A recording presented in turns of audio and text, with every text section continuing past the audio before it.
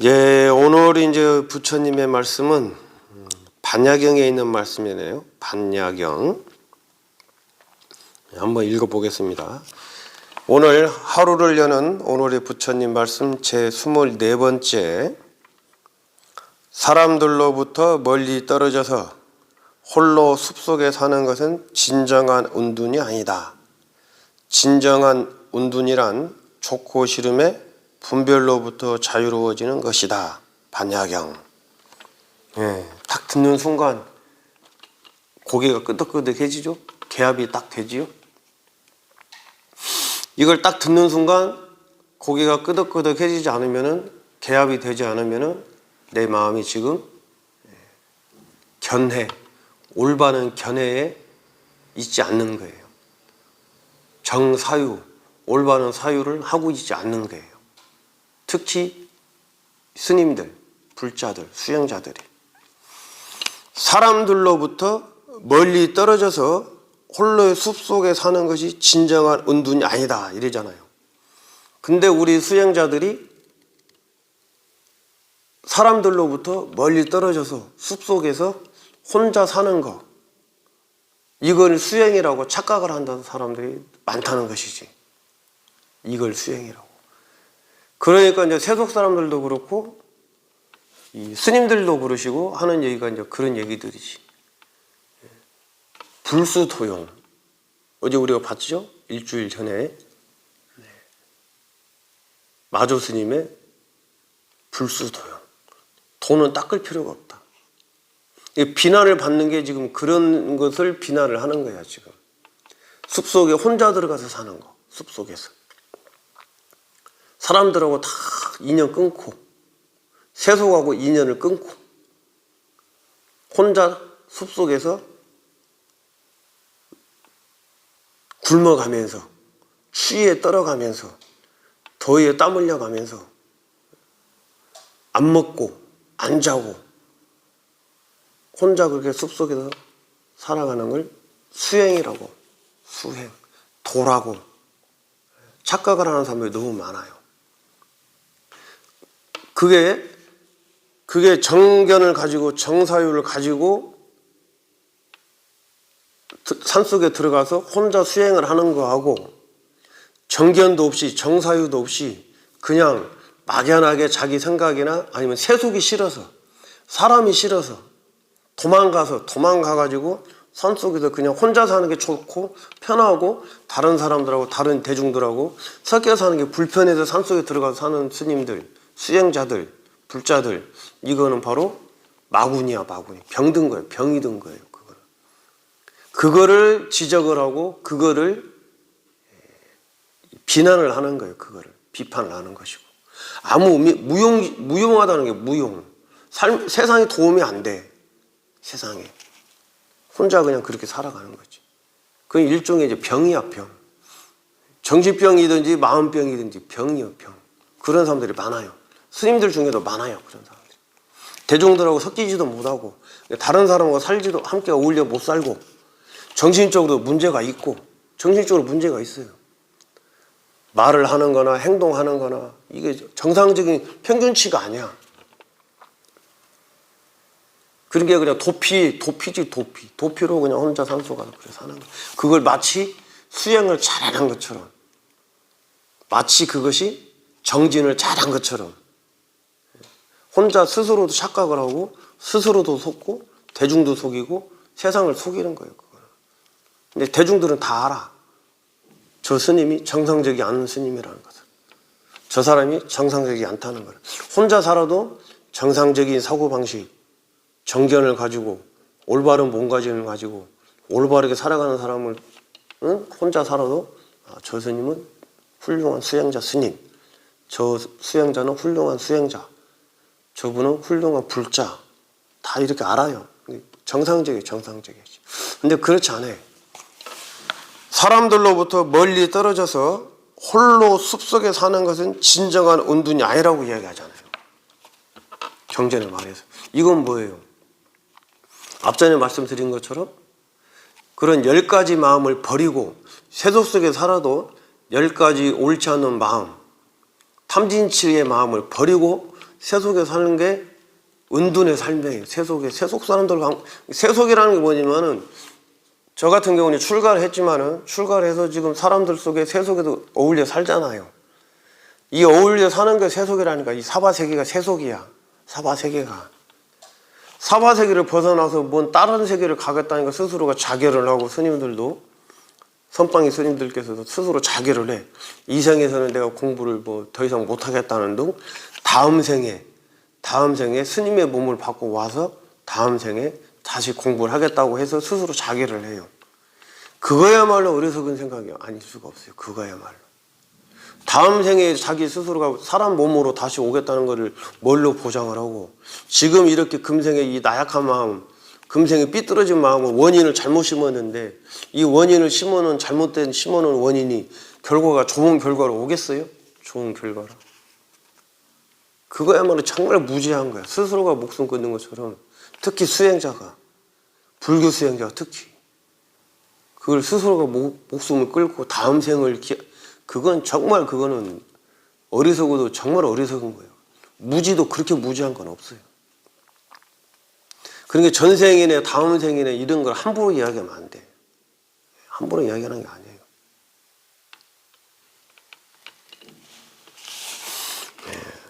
진정한 은둔이라는 건 뭐냐? 진정한 은둔자는, 수행자는 이 세속의 사람들과 함께 있으면서 탐진치의 마음을 일으키지 않고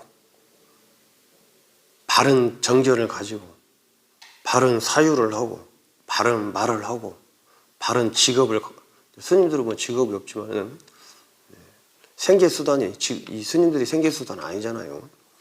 어떤 좋은 업을 하고 좋은 행위를 하고 세속에 같이 살면서 평화로운 마음, 자비로운 마음, 이타행의 마음을 쓰면서 살아가는 게 진정한 은둔자다 이거죠. 은둔자, 은둔수행자. 그런 얘기도 담배가게 상자 막 이런 것도 있죠. 길거리의 철학자. 그렇잖아요. 부처님께서도 세속의 대중들과 그 당시 사람들과 함께 했어. 함께. 산속에 혼자 들어가고 혼자 사는 게 아니었어요. 함께 살았다고. 함께. 스님들도 부처님 당시의 스님들께서도 세속 사람들과 함께 살았고 혼자 산속에 딱 들어가 동굴 파놓고 혼자 뭐 집 지어놓고 혼자 사는 게 아니에요. 공부 과정에서 물론 그게 필요한 것도 있지만은 스님들이 수행 과정에서 공부하는 과정에서 또 어떤 시기에는 산속에 들어가서 혼자 또 한번 용맹정진 가일차게 한번 정진하는 또 시기도 필요해요. 근데 그건 억지로 하는 게 아니야. 때가 되면은 공부가 무르익고 시절이 맞으면은 자연스럽게 산속에 들어가서 혼자 자연스럽게 공부를 하게 돼 있습니다. 대중을 떠나서 사는 게 절대 수행이 반듯한 수행이 아니다. 은둔자가 아니다. 그 말을 지금 하고 있는 거예요. 사람들로부터 멀리 떨어져서 홀로 숲속에 사는 것이 진정한 은둔이 아니다. 진정한 은둔이란 좋고 싫음의 분별로부터 자유로워지는 것이다. 바로 말씀하시잖아요. 진정한 은둔. 은둔이라는 거를 단어가 좀 애매하나요? 번역을 지금 이렇게 하나 본데 은둔. 이게 우리가 이제 한자로 보면 어딘가 숨어가지고 홀로 살아가는 것이라고 느끼잖아요. 지금 우리가 은둔이라는 단어가 이 단어가 좀 애매해. 이게 좀 거부 반응이 일어나는 단어이긴 하네요. 은둔이라는 단어가 은둔. 근데 은둔이라고 하지 말고 그러면 우리가 진정한 수행자라고 은둔을 수행자라고 바꿔보면은 진정한 수행이란 좋고 싫음의 분별로부터 자유로워지는 것이다. 그럼 쉽게 우리가 이해가 되잖아요. 진정한 수행, 진정한 마음 공부는 좋고 싫음으로부터 분별로부터 벗어나는 것. 이것이 진정한 수행이다. 진정한 수행자란 사람들을, 대중들을 피해서 산속에 들어가서 홀로 살아가는 게 수행이 아니고 진정한 수행자란 산속에 들어가지 않아도 요 대중들하고 세속 속에서 살면서 세속인들과 부딪혀가는 살아가면서 좋고 싫음의 분별을 떠난 게 진정한 수행자다. 이렇게 쉽게 보면 될 수 있죠. 이 은둔이라는 단어가 걸려요. 번역을 어느 분이 했는지 모르지만은 걸려. 물론 은둔이라고 번역을 하는 이유가 분명히 있습니다. 이 세 번째 구절에 뭐라고 해요? 진정한 은둔, 수행이란 좋고 싫음의 분별로부터 자유로워지는 것이다. 이게 핵심이에요. 분별로부터 자유로워지는 거. 좋아하는 마음, 싫어하는 마음 이 자체는 문제가 안 돼요. 사실은 이거는 어쩔 수 없이 일어나는 마음이니까. 좋아하는 마음, 싫어하는 마음은 내가 살아오면서 내게 저장된 내 삶의 습관이기 때문에 마음의 습관도 있고 몸의 습관도 있고 생각의 습관도 있고 이거는 뭐 어쩔 수 없이 일어나요. 이거는 문제는 이제 일어난 이 첫 번째 화살이 말고 두 번째 마음, 좋은 거 싫어하는 분별의 마음이 일어났을 때 이 두 번째 마음이 문제야. 두 번째 마음. 이 두 번째 마음을 집착을 해. 좋은 것에 집착을 하고 싫은 거에 집착을 하고 이름으로써 이제 이것들이 이제 문제가 생긴단 말이에요. 그러니까 우리는 싫어하고 좋아하는 분별의 마음이 일어났을 때 집착하는 마음이 일어나지 않도록 단속을 해야 돼. 이것을 알아차림을 해야 돼. 이것을 이목구를 해야 되고 그렇게 끊임없이 수행을 해 나감으로써 근본 분별심이 소멸이 되는 얼마만큼 이게 이제 소멸이 되냐 근본 분별심이 싫어하는 마음 좋아하는 마음이 업식이 끊임없이 이먹고 뭐 이빠산하든 알아차림을 통해서 근본 싫어하고 좋아하는 업식이 얼마만큼 소멸이 되고 사라져 가느냐 졌느냐 따라 가지고 이제 우리는 분별하는 마음도 약해지고 싫어하는 마음도 약해지는 거야. 좋아하는 마음도 약해지고 분별심이. 그러면 이 수행의 궁극적인 목표는 뭐냐? 이 분별심을 소멸시키는 거야. 분별심. 이 분별심은 그냥 사라지지가 않아요. 이 분별심. 끊임없이 내가 평생을 살아오면서 내 몸과 마음의 생각에 훈습이 익혀져 있는 거기 때문에 이것을 사라지게 만드는 거는 지나온 세월만큼 또 마음을 계속해서 바꿔나가야 돼. 행동도 바꿔나가야 되고 생각도 바꿔나가야 되고 분별심이 없는 쪽으로. 그것이 수행이에요. 그것이 수행. 그것을 하기 위해서 이제 경전도 보고 기도도 하고 참선도 하고 이런 것입니다. 분별심을 소멸시키기 위해서 근본 분별심을.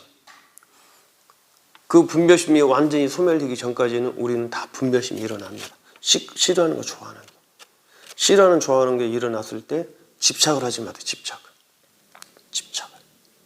부처님도 그렇게 말씀하시고 내가 괴로운 이유가 뭐냐?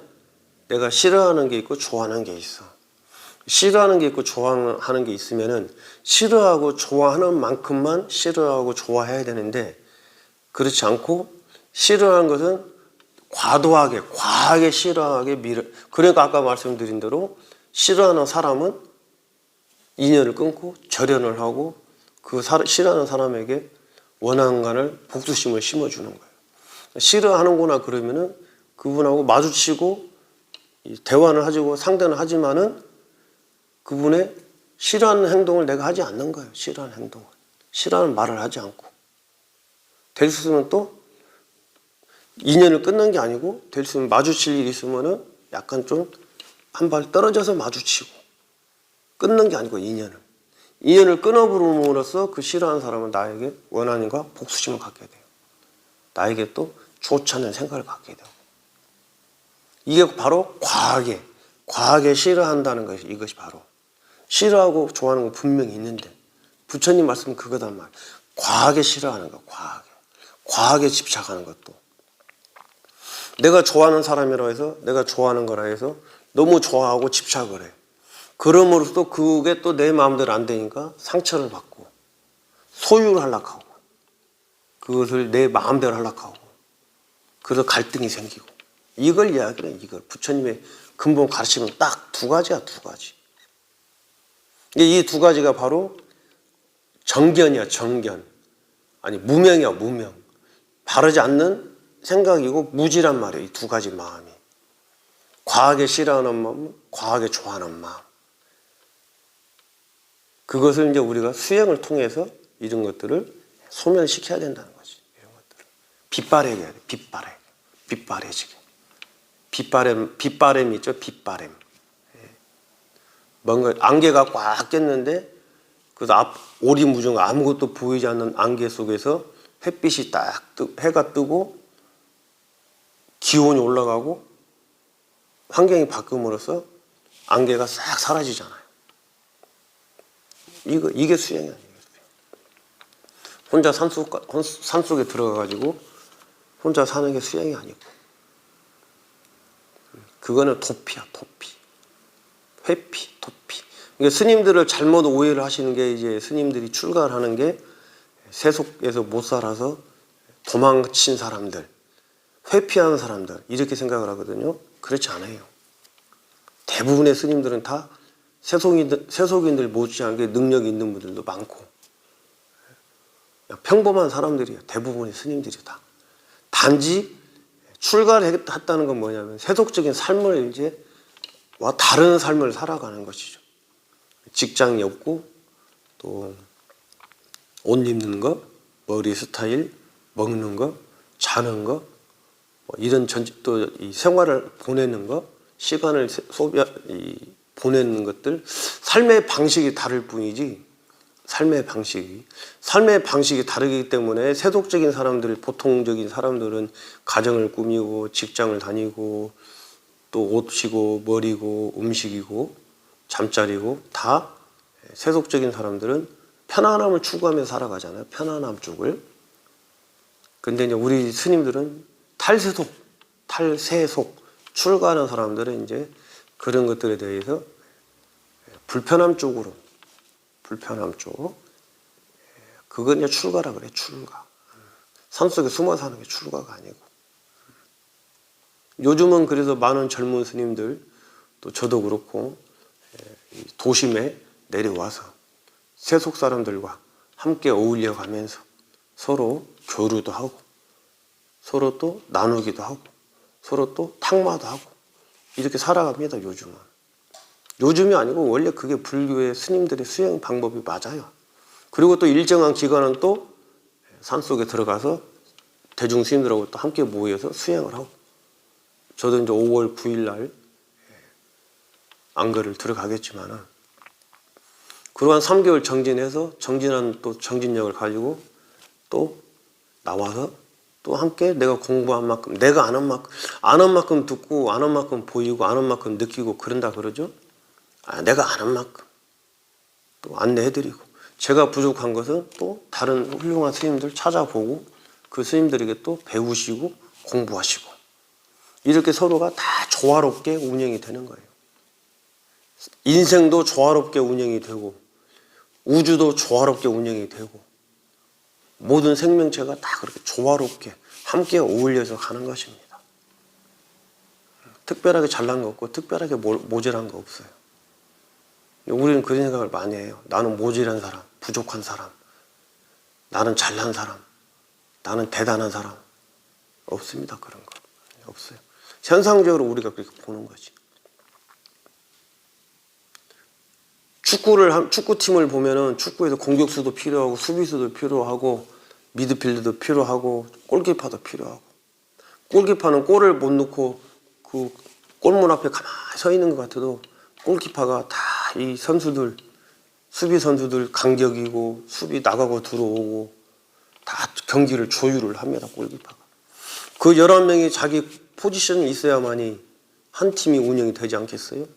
그 11명이 잘난 놈이 어디 있고 못난 놈이 어디 있어요? 우리는 골을 넣는 선수를 잘난 선수라고 잘한 선수라고 보지만은, 물론 이제 공격수가 눈에 많이 띄겠죠. 하지만 그 11명이 다 한 몸이에요. 한 몸. 그렇잖아요.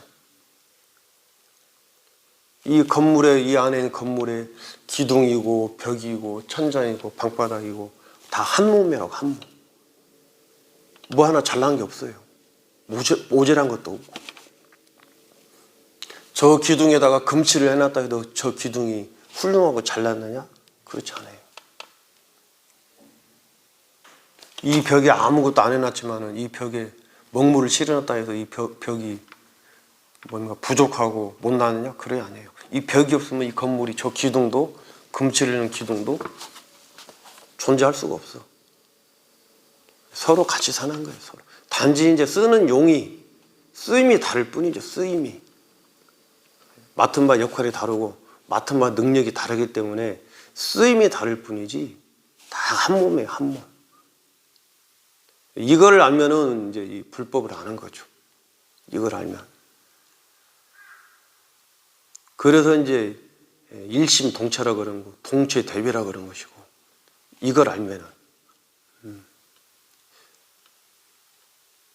법성원용 무이상이라 그런 거고, 법성은 원용하여 두 모습이 아니라 그런 것이고, 일심이문이 대성기신론의 일심이 왜 일심이라 그런 것이고, 왜 한 마음이라 그런 줄 알게 되는 한 마음.